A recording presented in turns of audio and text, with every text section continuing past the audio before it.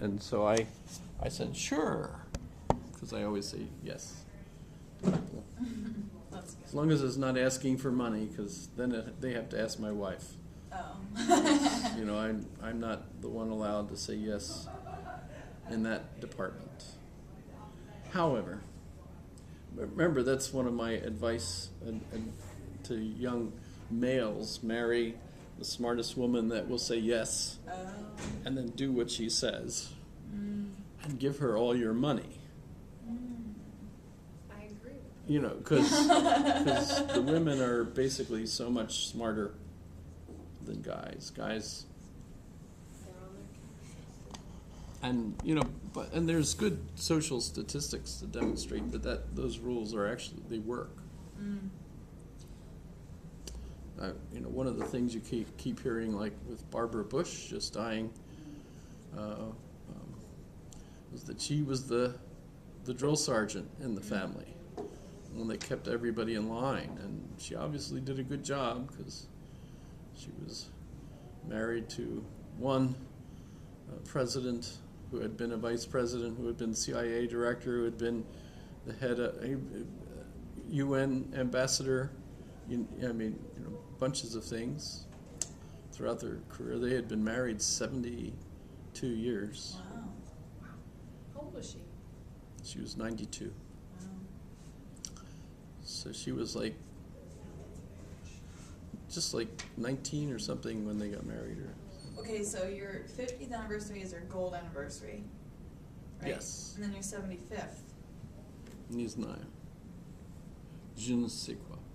There's gotta be I don't something know. like Weiß diamond. nicht. Pardon? I know Diamond. how to say I don't know in lots of languages, but I still actually don't know. You can look it up. Google knows everything. Yeah, that's true. Okay, In fact, I have I a think they're question. just making it up because most people don't have that many. Yeah, Your question? I have a question. Okay, it's not related to this. Socrates had a walking school, is that right? No. No. Aristotle is famous for having a peripatetic. What Peri- does that mean? Peripatetic. Peri means around. Pathetic means walking. Okay. Walk around. Like a school, like a class or something where they walked around. Yeah, he didn't just sit like in some sort of a forum. Could and we bring that back? Sure. Because look how beautiful it is outside. Oh. Yeah, but I'm really attached I to this. know, but okay. Plus, if, like the other 17 members who are not here. Suddenly show up. And the occasions when I've actually tried that turned out to be really annoying because Oh, really? the lawn was wet and everybody got wet seats. Mm. You But sit in your pants on the lawn. If we were somewhere more nice out. Yeah, and it'd be more here you're It's right actually between two chilly. busy roads. It's not though. It's so I warm. was out on the deck with the dogs. The sun was good, but then you felt that I cool don't know. breeze. I was really warm. It's when I supposed to was snow outside. tomorrow. I know. Oh, no. Yeah. Sorry to ruin your day.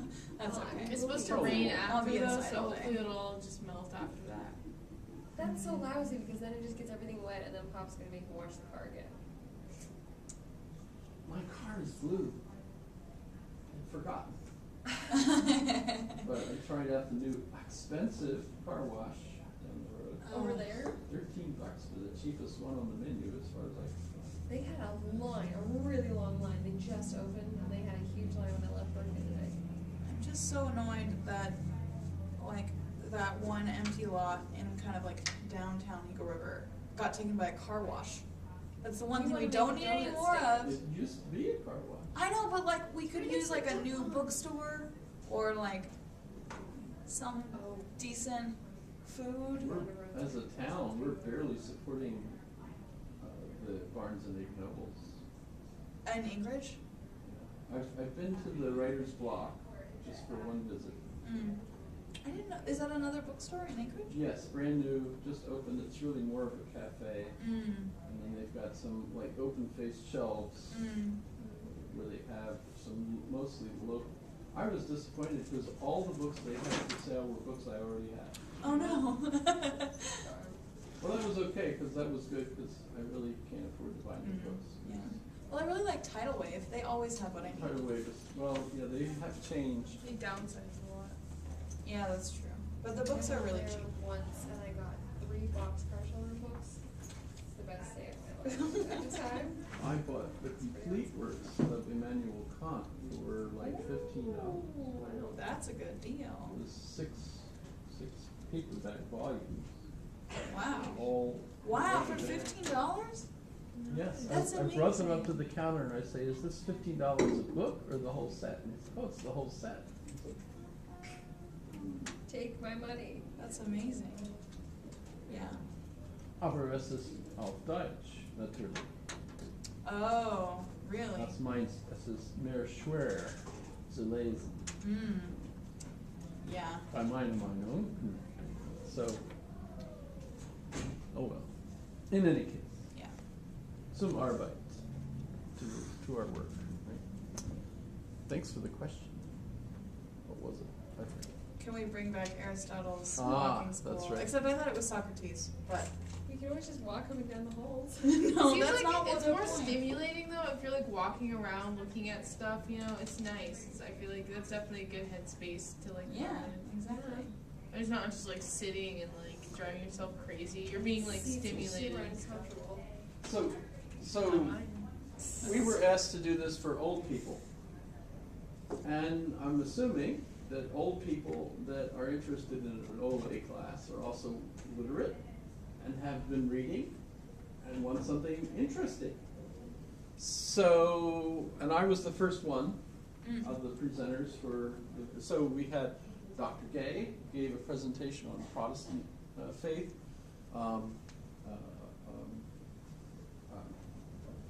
John Morkay did one on atheism. Kristen Hansen, who's retiring, did one on, I think it was Confucianism, Ooh. and we had one on Buddhism, etc. So we had a fair smattering of presentation. But I got to go first, and I was doing monotheism. And I thought, okay, well, so they should be all interested in the current readings that are going on and the fights between the various people, etc. This is 2013, so this is well after 9/11 and Islam being an issue and so on. And being monotheism, I'm really covering Judaism, Christianity, and Islam all together, right? So my focus was on monotheism.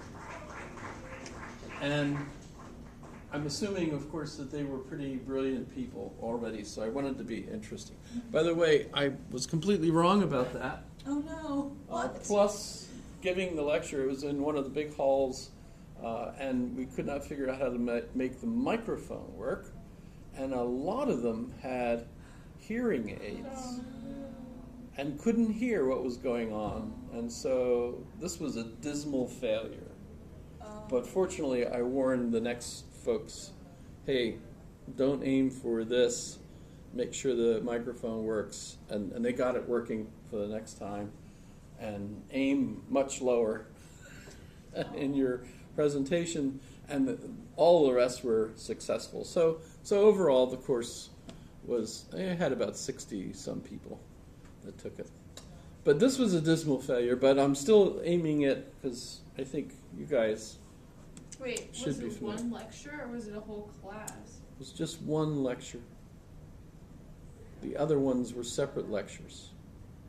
So it was a whole class, but each of the lectures were presented by a different person on a different, religion, type of religion. So I was doing monotheism, which covers A lot. really, a lot. So I'm thinking well, number one, I defined religion, which, we talked about that before? Not in this class. I don't think so. Okay, so just, I haven't really changed it a whole lot. I know there's at least a little bit I should change on this, because I won't change the size of the page. is really, I basically just wanted to present the idea that how I treat religion is kind of a sociological point of view. It doesn't require belief in God. So religion, like Buddhism, for example, a lot of people will think, you might think of it as a philosophy, but a lot of people in their vocabulary refer to Buddhism as a religion. Taoism, another one, so there are some Asian faiths or worldviews or whatever you want to call them that we'll call a religion, even though they don't have a deity per se. Hinduism, thousands of gods. Paganism, again, that's really, Hinduism is a pagan religion. Isn't there in a sense. one kind of branch of Buddhism that does essentially deify Buddha? Americans tend to act almost as if that they have big statues in honor of Buddha, but he's the teacher. He's not. Okay. Okay. So he's like Moses, not like Jesus. Right. Okay. If that makes sense. Although what happened in the '60s is a lot of drug using Americans picked up some sort of a Asian religion. They like the words Dharma, Nirvana, the drugs too went with it. Oriental musics, Eastern musics, Well, the it's very sitar, spiritual, so like psychedelics and spiritual stuff usually. LSD or LDS, LSD. There is LDS, but That's not the lysergic, just the acid oh, that they by trip the way, on. today is actually acid day. Today was the day that it was chemically formulated. For something. Well, today's 4/19. No, actually- Tomorrow's Tomorrow's also 420, so it's kind of a weird. What's 419? Well, I'm not encouraging such chemical use. I realize I have friends who have used it and said that under controlled circumstances it could be quite a mind-blowing experience, etc. But even especially with marijuana, by the way, I mean I've heard students here. Walking in the other day, I walked by a young woman sitting out on the tailgate of her car, and she was talking to someone on the phone who I could also hear as I was walking by. I wasn't snooping, but she said, you do a lot of pot, etc. And I'm like, I wouldn't have been accepted in the military. I wouldn't have had a clearance. Wouldn't have had a great education in Russian and all that other experience. I wouldn't have. They still give me over $1,400 a month just for living because of my retirement, right? So hey, all that would not have happened had I used marijuana or whatever you call it. So, and I know it's legal, but guess what? There's a lot of jobs that will not be offered to you if you test positive. So don't be misled by how the government has basically opted to just say, let people screw their own lives. We're not going to try to protect them anymore. And the bad thing, of course, is what about the kids who don't realize? But that's, if it's a casually treated drug, people don't realize that it's still verboten among enterprising organizations. You're cutting yourself out of success, basically. However, back to religion, my sociological perspective on it, the bigger perspective, and this page, which is on the web, you could go to it, is my definition, uses people like Goodenough and others in order to think about what religion is, and my conclusion is it's believing in a meta-narrative. Belief in a meta-narrative makes you a religious person, and the more firmly entrenched that belief, whether you realize it or not, the more religious you are. You know, if you're at the point where you're angry with people who's saying something that you disagree with, and you will fight with them over it, or want to kill them, makes you very, very religious, instead of a critical thinker that will be open to examining the foundations of your meta-narrative, the axioms of your belief. But in any case, this unifying way of thinking about all religions puts it in the category, really, where a human being who's functioning can help but have a religious belief. I think I've mentioned this before, so there are individuals today who claim to be atheists. And in examining that, I think I've mentioned that Richard Dawkins has been famous for this among a few others. But a few years ago, one summer, I and my wife went up to Fairbanks where Richard Dawkins gave a lecture, and it was like a atheist mass, you know. It was like a prayer service, you know. People were almost leaping and going "Alleluia," you know. It was, and I'm sitting there watching this event, analyzing the behavior of the crowd, and realizing, this is just as religious as, snake charming or whatever, silly kind of service you might have seen on Religulous, the movie by Bill Maher, that insults, in general, fundamentalist types of religion. So, and by the way, this doesn't necessarily mean you're a fundamentalist, that you have a religious meta-narrative. Richard Dawkins, I wouldn't think of as a critical thinker in this regard. I view his religious atheism as a fundamentalism. He's absolutely angry with people that believe in anything that conflicts with his science vocabulary. And so, in that sense, he has those characteristics of being actually an extremist, as far as my interpretation of it.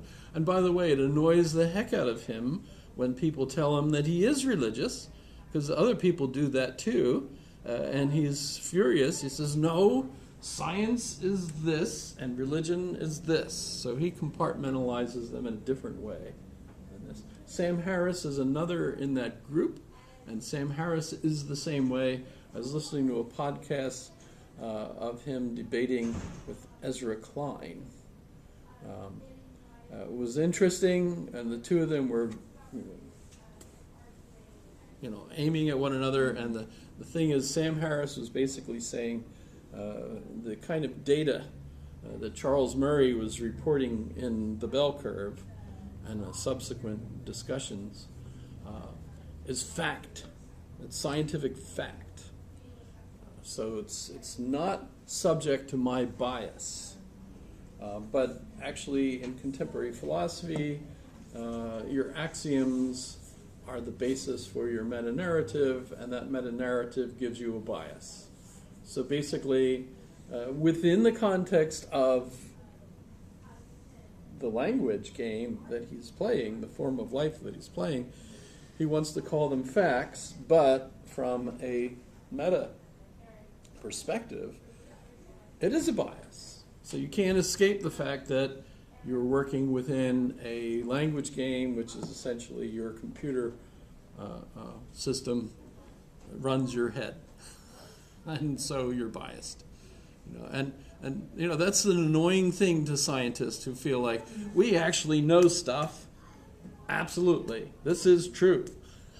And philosophers of language and postmodernists and continental existentialists will look at it and say, you just don't understand. That's not the way human beings are incapable of actually knowing something that's absolutely true in all contexts. You're misunderstanding the nature of language to think that. Your beliefs are only sensible within a context of traditional interpretation. So get over it. It doesn't mean that they're not useful, that within that context they are facts, but it does mean that if you listen to someone like Ezra Klein and the fight that they were having was over how hurtful it is to argue that there are racial characteristics, especially when it comes to intelligence. And part of the problem was that Murray and Sam Harris and James Flynn, who a lot of this actually comes from, are not really trying to say that you can look at a person's physical features and automatically know something about their intelligence. No, they all say you have to meet an individual and evaluate each individual as an individual, but nonetheless, there are racial characteristics. So, for example, even if we might not define race very clearly, it kind of bleeds through various kinds of, a biologist or a geneticist is not going to look at you and say, aha, you are this race.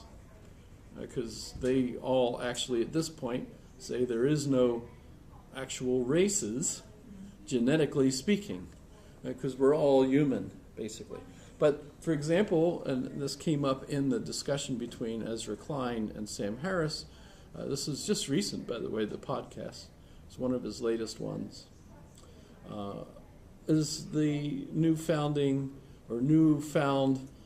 genetic characteristics of Neanderthals that points out that, for example, those who are from Africa who are obviously black in their melanin content, the big difference between them and others, and I believe that includes Asians, is that they're not containing Neanderthal genes.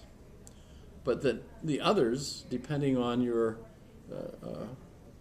individual background, can have anything from 1 point something to 2.7 Neanderthal genes. In other words, the source of Caucasianness is the Neanderthal.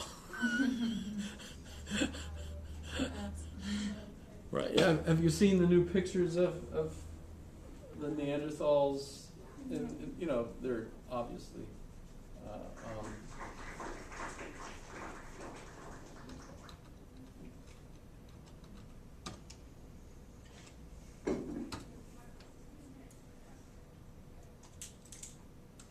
These are obviously. Oh, some of them are hilarious, but yeah, this is like kind of the picture that was hypothesized as what the You've probably seen pictures of Neanderthals from years ago, and they were always pictured as the dumb, whatever. Now they know they had language, they had art in cave paintings. There's, and by the way, there's other groups too. So the odd thing is, if you ever saw the movie, The Can of the Cave Bear. No, it's The Clan of the Cave Bear. Have you ever seen that old movie? I know what the cave bears are. No. Clan of the Cave. I say Can of the Cave Bear because if you knew what it was.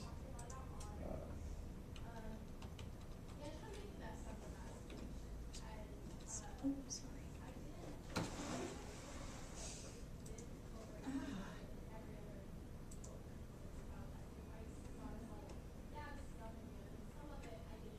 52 weeks, an entire year, it has been on the New York Times bestseller list.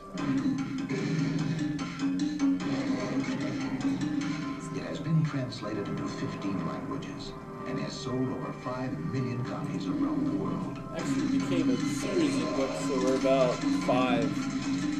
Valley of the Horses. Now, one of the best-loved stories of all time is That's about Ayla. the young and exciting motion picture.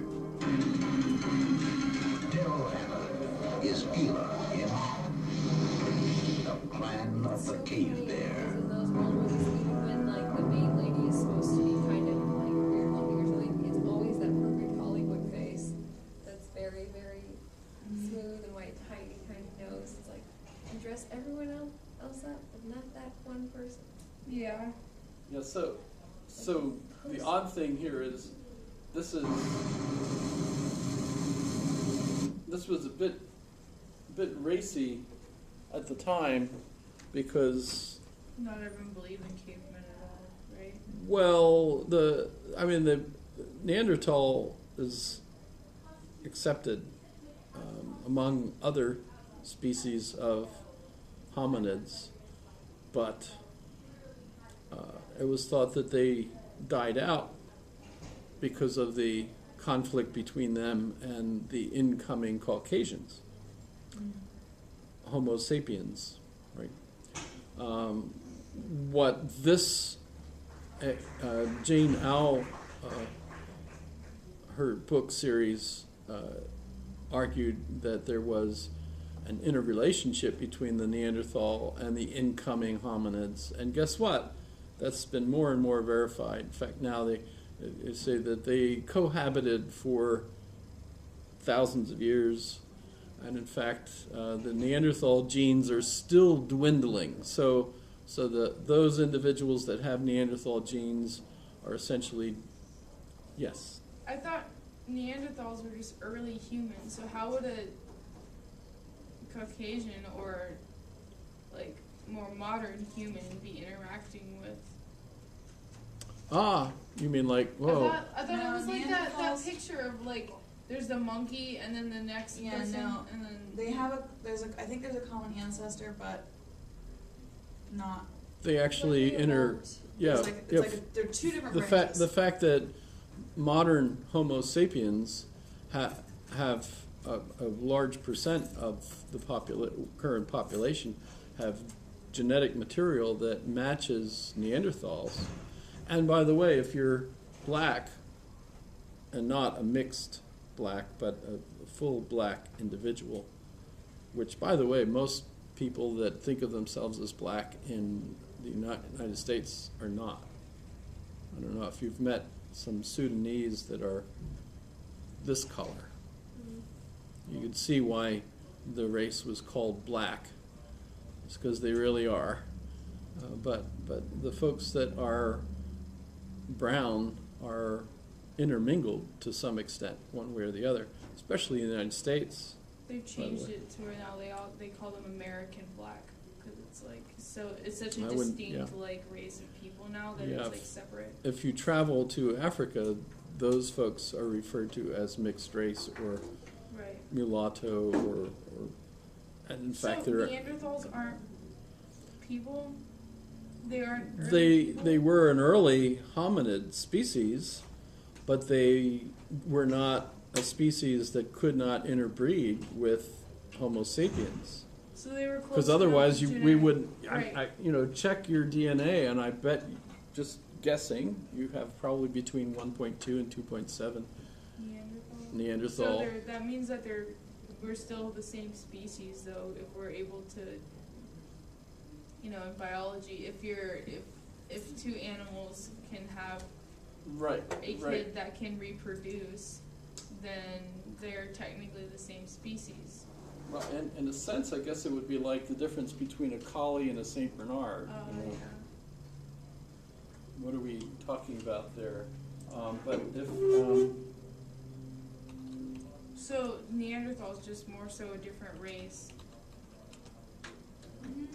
No, I think they were like, it's no, like they were. it's a different species because that line between like species can't reproduce. It's a way that we define the two separate things, but it's not that cut and dry. I thought they in were actual- like they like Homo sapiens and Neanderthals evolved kind of separately. There's a common ancestor, but They each but evolved differently. I think With the- yeah, and I don't And know they what the could, common like, ancestor intermingle. is, but But they were different. And then in the end, did Neanderthals die out sooner? Obviously, than. well, to some extent, they're still among us in the Right. sense that roughly 2 whatever percent of your genetic makeup is still Neanderthal. But like we're still a very small percentage of our overall percent. So didn't they die out earlier? So 20% of their ancient genome survives in modern humans of non-African ancestry. I'm not sure of where this info is coming from. But guess what? How do you know this? I mean, so hybrid children? Or gene. So it's really changed a lot in just recent years. But the Ayla story that depicted in fiction an early idea that there was interaction. So Ayla, for example, is raised by Neanderthals and ends up having children by one of them. So that was controversial over that. But at the same time, the funny part was that she was depicted as a blonde Norwegian look. You would have, yeah, Daryl Hannah, right? I know Daryl Hannah, you might have thought she was also a mermaid, but that's totally another movie.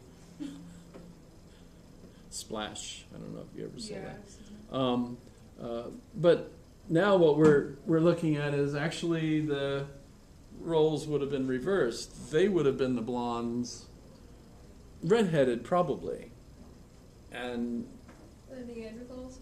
yeah. And the early Homo sapiens would have looked more like blacks coming in. Huh, that's interesting.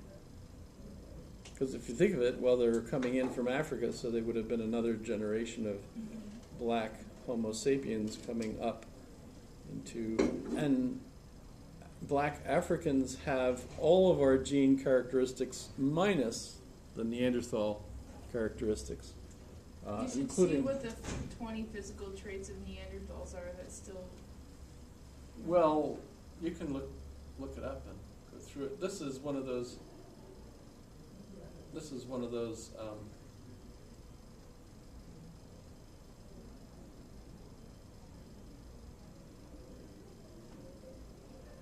Red hair,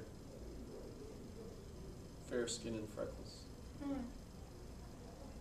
large eyes. So you get the idea. Yeah, that is weird. Those are a lot of Eurocentric traits. That's interesting. Well, duh. Yeah. If you think about it, it was Agree with them you. moving up into there that picked up that, and so there you go. So it actually all makes sense. So, but this is still, we're learning from this.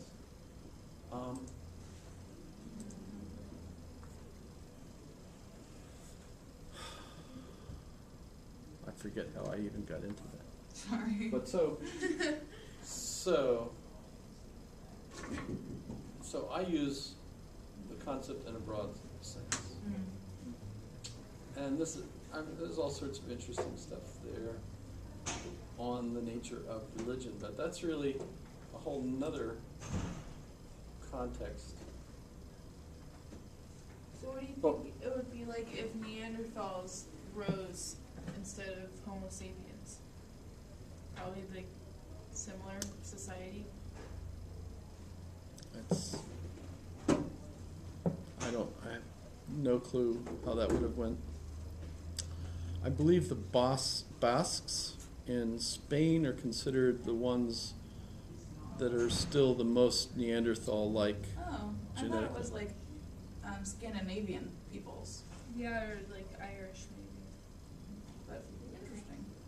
You know who those who seem like they represent a lot of like Neanderthal traits is those the native Swedish people, the Sami sound. Sammy, my mom's genetics were from that area. Yeah, yeah. Those I've looked at pictures. I recently saw a movie that was all about them, and it seems like they like have a lot of those. I did the traits. swab thing and sent Did it you in. have Neanderthal? Yes, 1.2. So, however, so I also look at what the meta-narratives do for us, because that's really interesting when we get right down to it. What is a meta-narrative? It's that big story that basically helps me prioritize all my little stories, right? And so this comes from Peter Berger, and it answers the questions: who am I? What is my place in the universe? And how do I maintain that place? What's my role? How do I act? Etc. So if you're curious where this came from, I didn't footnote it, but it comes from Peter Berger's multiple books of his. Remember, he's the one that wrote like 40 books, whatever. The socially constructed reality is certainly one of these that talks about this. So I need these, all the characteristics that I think of that define who I am, and that includes, of course, whether or not God loves me, the universe wants to screw me, is Schopenhauer right? Karma sucks, whatever, all of that will be part of my narrative. And then how do I maintain that place? What's my behavior to be? So, and then monotheism itself, as a meta-narrative, as a part of a meta-narrative, the idea I would trace as coming from a mathematical society. So, ancient Egypt, Akhenaten was perhaps the first monotheist, but notice they had mathematics. The Egyptians had mathematics, and with mathematics you actually have right answers. So the concept of true and false makes sense. The 2 + 2 = 4. You say it's 5, you're wrong. And for the first time I could kill you because you've got the wrong answer. Before it used to be everybody can have their own answer, whatever they want. So paganism in a sense is like that, right? But once you get to like monotheism, now it doesn't make sense to say that everybody here is the best, because it's a mathematical feature of the best that it's the top of all of the others, and you can't have multiple bests unless, of course, they're different categories. Best blonde, best brunette, best bald-headed person, whatever stupid thing. Best Italian food, best Oriental food. I don't know. Right? You get the idea. If you have a category best, there's only going to be one at the top. And so if you're talking about various competing divinities, think of the pagan concepts of the Greek religions, there's a whole family of gods all arguing with one another. Very similar to the Saxon gods or the Germanic gods, Wotan and Odin, or Odin, however you would, right?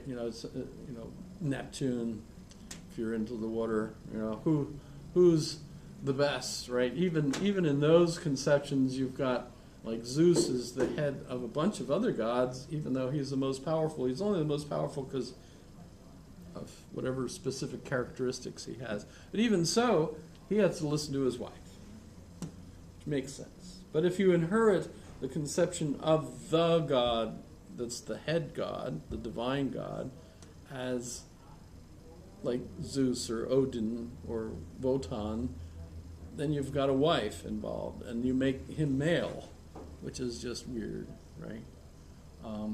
But if you get to the point where you end up with the vacant seat concept, where the God no longer has characteristics that you could describe, that's a mathematical God. It's the infinite abilities of all sorts, right? That becomes mathematical, and by the way, that means no limits. That means you can't be male or female. You can't even be human, essentially, because that automatically gives God limitations and so on. But so how would a monotheistic meta-narrative answer those questions? It would give you a grand unified theory of the universe, which sounds like Stephen Hawking's concern, right? And by the way, Plato gives us this in the Timaeus. So if you go back to Plato, the Timaeus is actually the Egyptian priest talking to Timaeus, who then relays the story, essentially are describing the divine in this mathematical sense, right? And by the way, it has to be outside of the context of the universe, because if it's the creator of the universe, it can't be part of the universe, because then it would be a created being as well as the creator, which is not acceptable in this kind of meta-narrative. Right? And by the way, Brian Greene talks about that, why this universe is fine-tuned for life. By the way, the folks that I was explaining this to, I was hoping that they would be familiar with Brian Greene and Plato, and no, they were not. So a lot of this was not, and all those links actually take you off on tangents that, if you follow them, they never come back. So, kind of like I just briefly mentioned the Neanderthal, and we might not have ever gotten back. Which, it's all interesting, but Frederick Jameson, they absolutely weren't familiar with him. I haven't really mentioned him a whole lot. Let me click on this, and what do I get? Oh, it's lost. Nope, no problem. But you can go.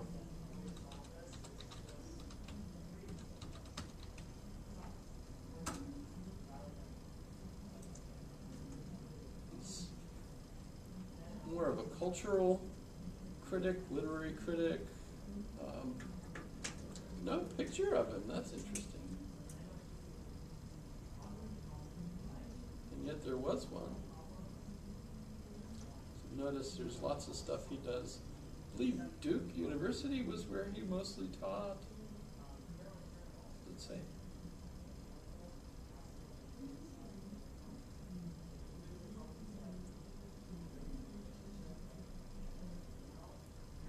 Oh. Yeah, Duke. So he's kind of interesting.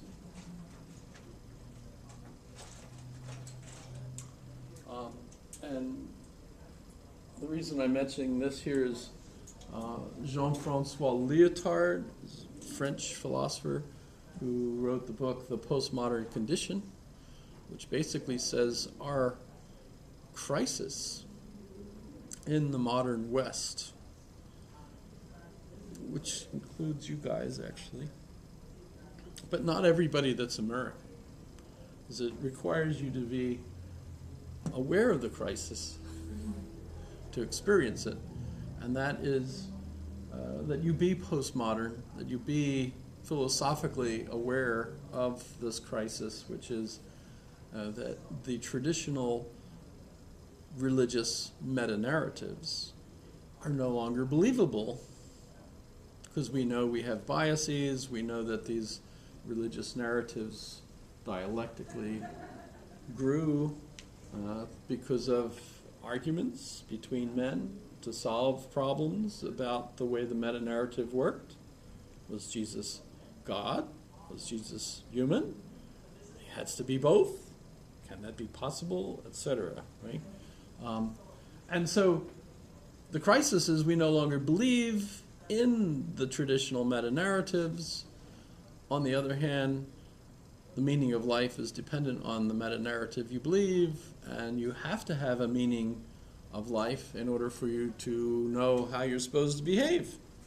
So it's a crisis, because on the one hand we don't believe in any of them, and on the other hand, as human beings, we need them. So that's a crisis. And for the French, the main response to that is to just smoke a lot and sit there in the cafe. Fumer. Fumer means to smoke. Ne fumez pas means no smoking. So if you become a smoker and you're visiting France and you see a sign that says Ne fumez pas, don't smoke while you're there. Although, you could just, you could use the middle finger thing and the French will understand you completely.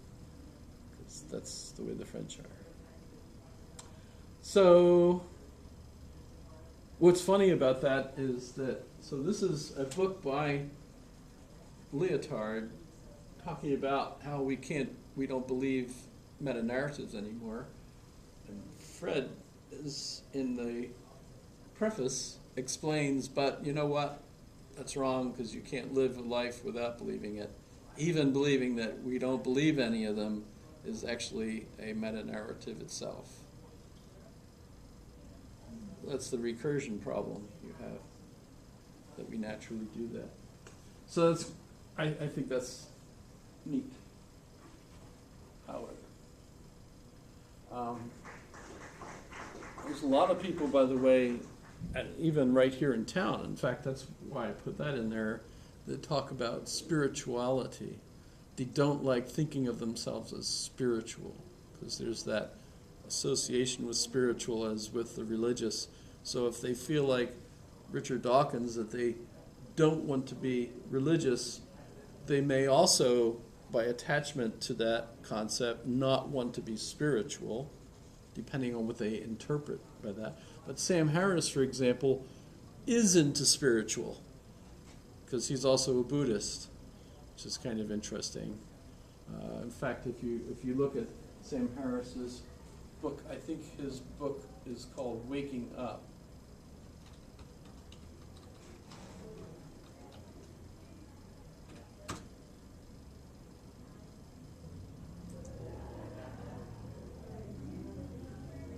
This is a guide to spirituality without religion. So he's on the side that we are spiritual beings, just not that kind of spiritual. So that's kind of fun. He's an atheist, along with Richard Dawkins and Christopher Hitchens, who's dead now, and Daniel Dennett. The four of them thought of themselves as kind of the four horsemen of the apocalypse or something. They were going to destroy religion. And guess what? They've just sold a lot of books, had lots of lectures, but they haven't destroyed religion, obviously not.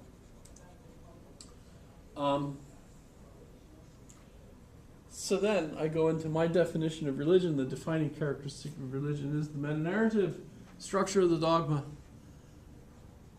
which can identify the culture as well. Here's an example, and this totally threw them. I played this link. I don't know if it still works. It does. Pants are gone. Oh, my pants are gone. Bye-bye, Bridges. You wanted a Sunday, but didn't want to put on pants. So I got... That was a commercial. Another day, walking in circles. You ever seen this? My memories, I push on this wheel. I pray to Klam, grant me revenge, and help me to answer the riddle of steel. A shy little boy, I couldn't protect them. Helpless and timid, as weak as a girl. They butchered my people, the dogs ate my father, my mother beheaded. They took What is your head that went by? Where is the wizard who killed my mother? Still, I can recall his terrible face. Where are the two snakes facing each other? This is from the first movie, Conan, with Arnold Schwarzenegger. But it's a comical, musical summary of the...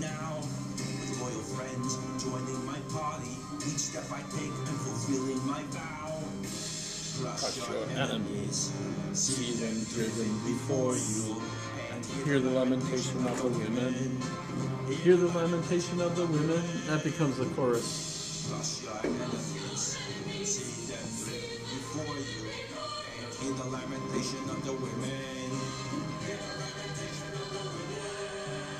Come, show me the wizard who killed my mother.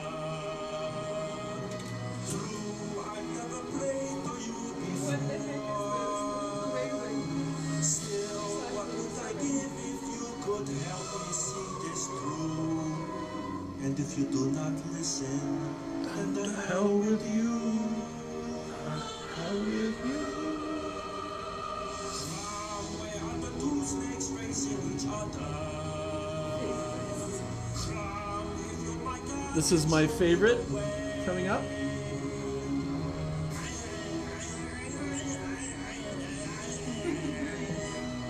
I swear this wizard will fall, cause this has begun, then murder them all. I'm the last one, I issued the call, revenge for my mom.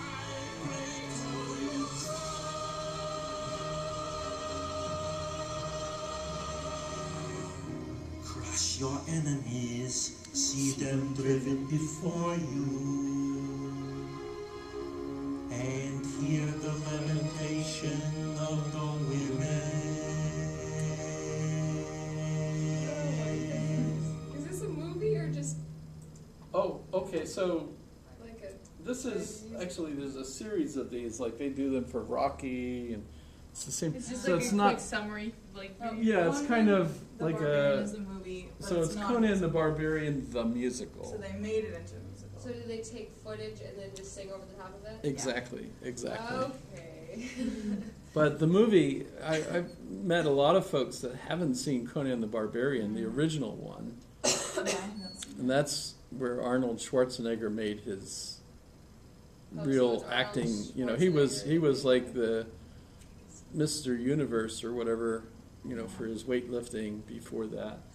And the big joke, of course, was his accent was, you know, but, you know, in any case, the point, the meta-narrative here is what is good? What's good in life? What's really the meaning of life? And it's crushing your enemies. And You here's know, the lamentation here, of the you know, women. yes. So like this is, and by the way, I would argue that still worldwide, except for modern, or you know, like China, you don't see that meta narrative. But if you look at ISIS or tribals, you know, tribalism in Africa and so on. This is still like the basic meta-narrative of life for all of the, you know, really horrible places to visit. You know, where people are still basically at war with one another, or tribes at war with one another. You know, what's considered good? Crushing your enemies. See them driven before you and hearing the lamentation of their women, right? You know, that's you know, you think about, wow, it seems horrible, but that's like the tradition still, like in Africa, where, you know, the what do? They steal 50 girls, you know, from a school and just take them, right? You know, if you think about it, that still happens. So why would they consider that to be good to do? So that's an early meta-narrative. It seems like when we break human societies down to the beginnings, this seems to be the common theme of, you know, the ethical norm. By the way, you make the easy comparison of this to Achilles. In, you know, the Trojan War, right? You know, the Homeric poems. Interesting difference when you go to Ulysses, because he has some restraint, which, by the way, most of the Greeks in the stories don't trust. They don't trust Ulysses. So there's an interesting incremental adjustment to Greek ethics when you go from the older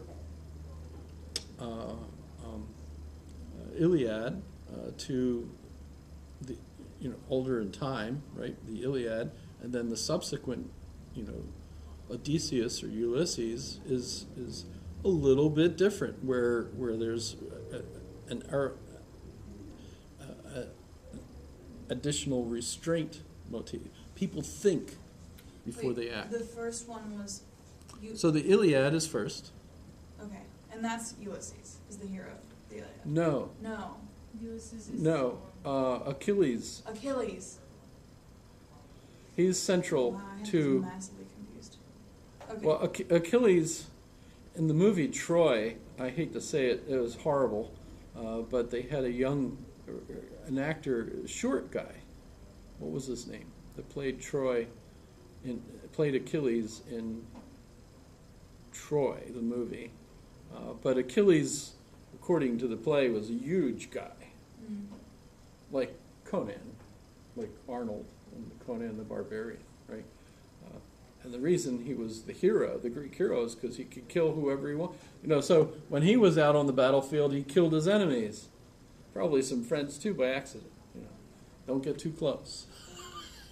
You know, right? And took the women.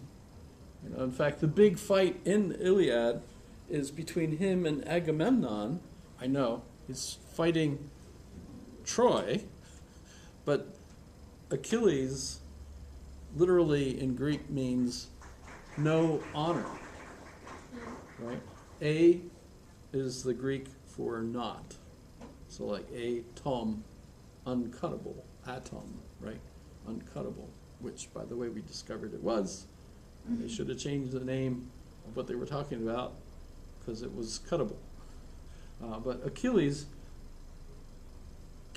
means honor, right? Kleis, so kleis literally means no honor. The reason he has no honor in the Iliad is because Agamemnon takes his prize. They've been fighting. Everybody's gathered their prizes. And Achilles' prize is Briseis, or Briseis, I've heard it pronounced too, right? And Agamemnon has a prize too, but the Trojan priest comes out all angry, because it's his daughter, and he says, the gods are upset with you for taking her, you have to give her back. And Agamemnon is like, oh, can't insult the gods, so he gives her back. Right. By the way, I would argue that the Greeks in these Homeric poems do not think to themselves. All of their thoughts are basically the gods speaking to them. So basically, the argument is that when they had a thought, they didn't realize it was their own thinking. They thought it was the gods speaking to them. See how that be an early attempt to understand where these thoughts that I'm having in my head come from. By the way, there's a famous book by Julian James.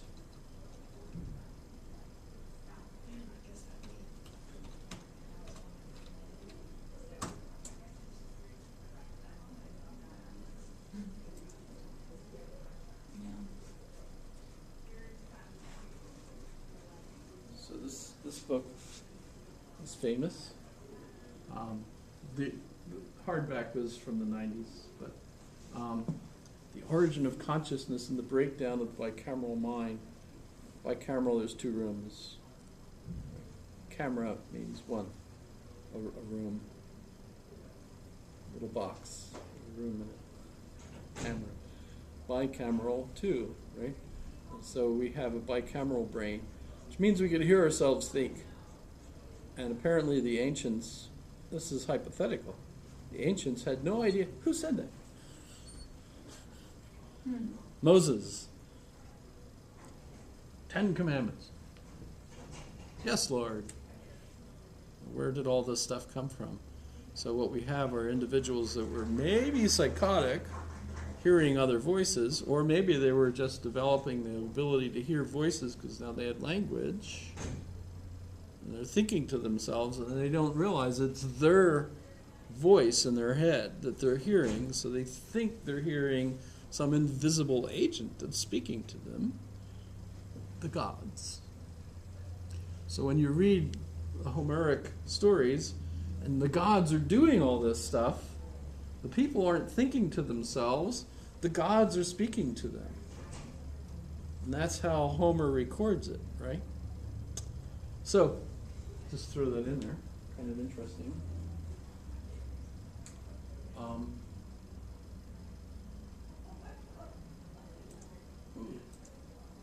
Oh my! So there's incremental changes, and society gradually moves away from hearing all these voices as divine agents to gradually creating an ethical set of norms that are not quite so vicious. We see that at the great axial age, which is, of course, Socrates, Plato, Aristotle. And so we have ethical norms, we have virtues. Justice becomes a virtue. You don't see that in the Iliad. No such thing. Interesting argument for part of this is Eric Hadlock. The Muse learns to write. Very, very interesting. The Muse learns to write. So as the poetic muse begins to write, and that the Greeks write these poems down, and then you get to Plato, where, boy, a lot of this writing actually is occurring for the first time. Socrates doesn't write, Plato writes. Plato's even upset about it being written because he feels like that's going to totally destroy knowledge, because knowledge for them was memorizing the poems. But when you switch from memorizing poems to writing prose, it becomes more abstract, and you begin having something like virtue, like courage, and you start asking abstract questions like, what is courage? What is honesty? What is love? All these definitional questions begins in Plato, where the muse has learned to write and become prosaic instead of poetic. Poetry, of course, is easier to memorize. Now you have writing, you don't have to have poetry in order to, because you don't have to memorize it. You write it down, become more abstract, plus you begin wondering what these abstractions are. And if you think about it, whoa, this is another incremental advance that we see with the Greeks. Right? And with Aristotle, by the way, we also end up with logic arriving on the scene. So you end up with the verb to be, and hence Western Europeans, all influenced by this, all now will have logic, will have abstract virtues, and start arguing over what the virtues are. And of course, those are going to become more and more developed over time. Is this interesting? Mm-hmm.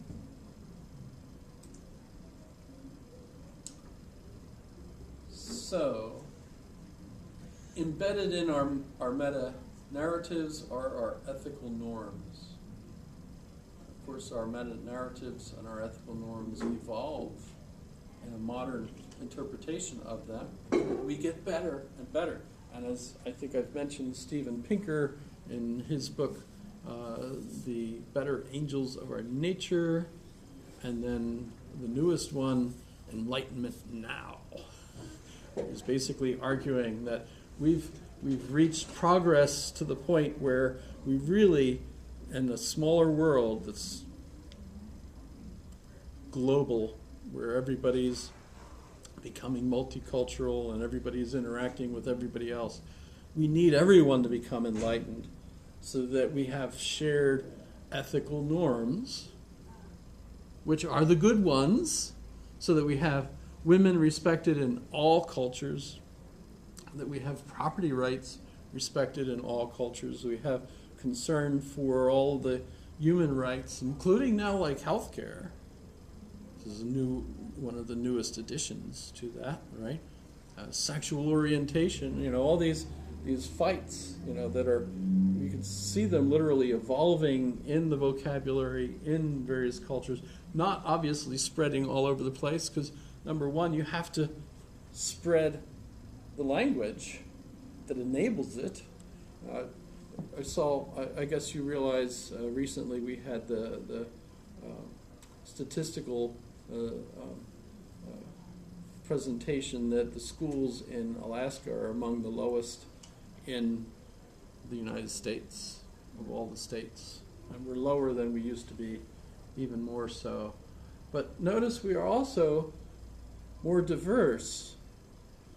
We're celebrating just recently how diverse our schools are, that some of our high schools are the most diverse in the U.S., and some of our elementary and middle schools are also the most diverse. So our population is the most diverse. Yay for us!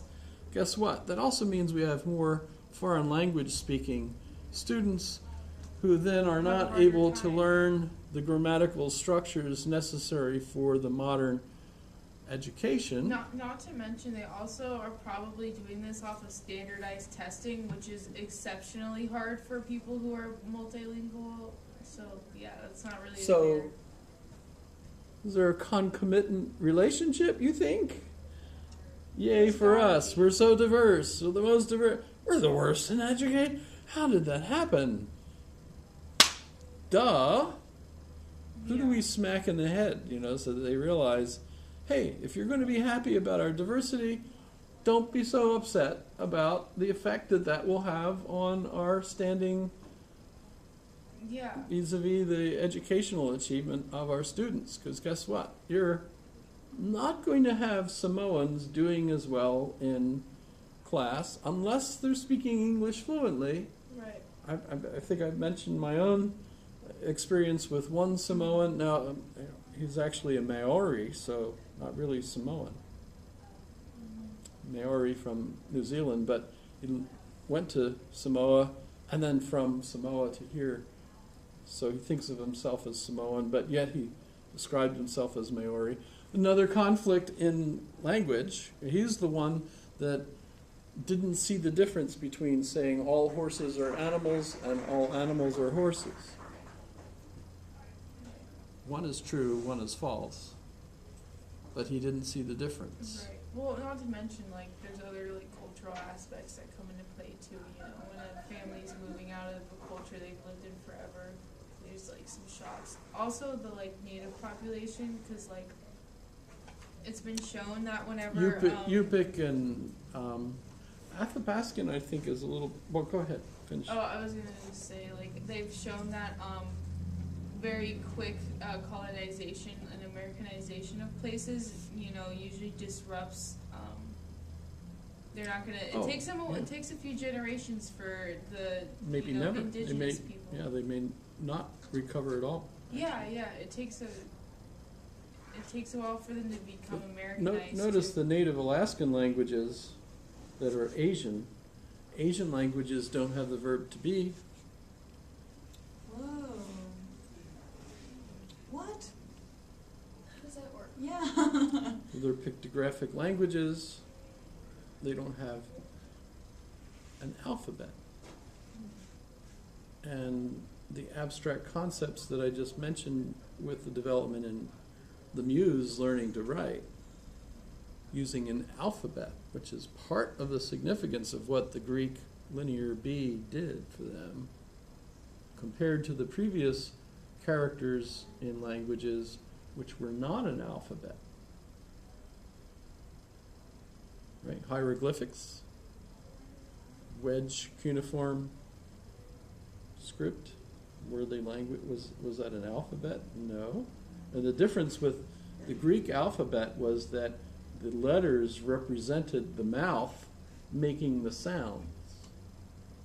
Like, oh, It makes fade. no sense. W, X, Y. They didn't have a W. Oh, okay.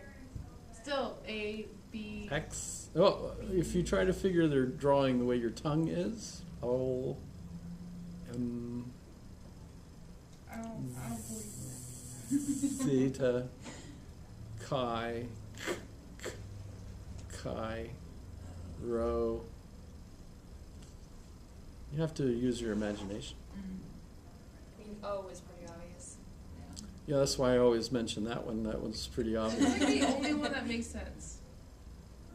Theta is just, remember, theta in Greek is O with a line through it.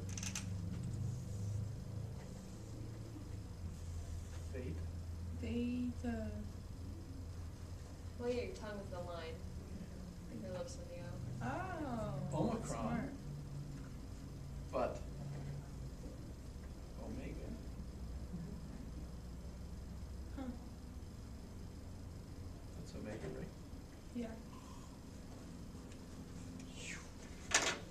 How?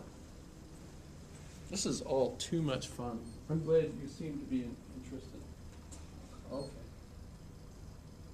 So, long story short for us, since we only got 5 minutes, is that as you look at theological disputes over the course of the Middle Ages and into the modern times, those theologians rarefied the concept of the deity to the point that essentially the negative definition, God is that than which nothing greater can be thought, means we cannot use predicates to define the divinity, only the idea that nothing is greater than the divine, which means you can't actually describe the divine, except whatever you think it might be, that's not it. So it becomes an issue where you're not quite sure what the difference is between an atheist who doesn't believe that there's any gods and a deist or a theist that believes that there's a monotheistic divine entity but refuses to say any specific things about it. That sounds very close to an atheist that says that there is none. There is one, but I can't say anything about it. What's the difference then between that and atheism? Well, the difference is psychological in the sense that you feel that there is an explanation for why the universe is here, and that it loves us. I mean, that's, you can't really describe it, but all of the monotheisms basically hold man up as exceptional among all the other creations and everything.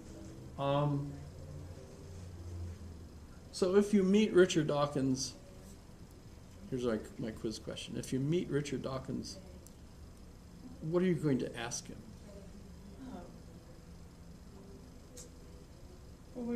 Is that a good question? What would you ask him? I mean, I don't really know anything about Richard Dawkins other than that he's British.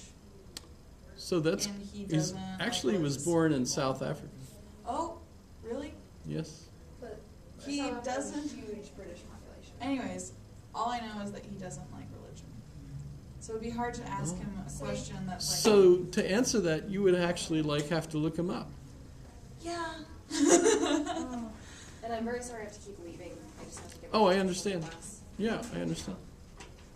Wiedersehen, tschüss, das vidanya, paka, Thank you. sayonara, shalom, Au revoir. au revoir, Adios. adios, Hasta adanuma. la vista. Wait, what was the first question again? If you were to meet Richard Dawkins, like say he came and gave a lecture, and you were in the audience, and there was a pause for question and answer, what question would you ask when you got up to the microphone? I don't know that I have that mental Yeah, there's energy so to many- spend a lot of time thinking about You could ask Richard him. Dawkins. and You could listening ask to him what Richard his favorite Dawkins. ice cream flavor is or something. I don't know. He seems a little bit angry.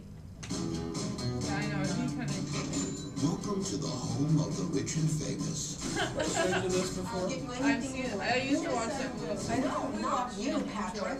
I think this is the scariest movie Than the Beverly Hills Chihuahua. ever made, Not easy to find a maid Why? papers. Hey, because it uses the monomyth, the meta-narrative that basically all monotheistic narratives are based on. If you ever need someone to lick inside your ears, I would be most honored. She is Jesus. I'm about to entrust you with my greatest treasure. You take good care of her. Wake up! Come on! Oh, no, she didn't. But everything is about to go south. We're going on a trip. Mexico! Hola and adios.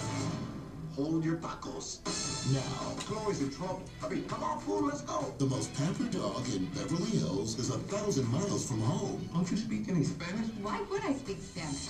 Hello, you're Chihuahua, mija. And this rebel and his crew. Say hello to my So this is for kids. are on a mission. It's a comedy for That's kids. off the leash. But Kick some tail. when you look at the meta-narrative elements, it follows Joseph Campbell's monomyth. There's even a resurrection scene. If you've seen the movie, remember the resurrection scene? She saves her friend by attacking the Doberman, and she's lying on the rock in the cave, and the light shines on her, and guess what? She's resurrected. Oh yeah. Wait, Turns out she wasn't dead. But of course, she's Jesus. So in other words, all of the elements in the Jesus narrative are reciprocated in this movie, except the character that is Jesus is Chloe, a little chihuahua. that's a good So you see the scary way of thinking about this. The kids are going to grow up having watched this, and they're going to learn the Jesus narrative, and they're going to say, like nah. that's just Chloe. Yeah. Oh. But like pretty much every like children's story follows that. There's like I heard there's only like literally there's only like 20 different ways you can tell a good story, and every single movie's like based Depends on how you analyze them, of course. Well, the one I'm picking on here, I should have kept that up, but where the heck did Chrome go?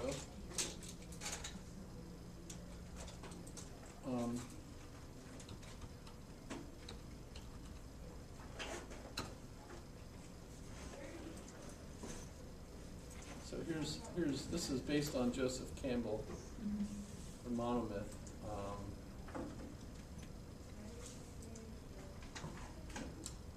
Shoot, I like the image.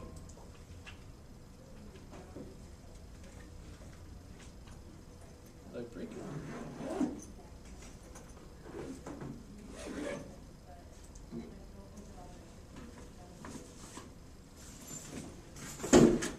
So, Joseph Campbell wrote a book, The Hero with 1,000 Faces.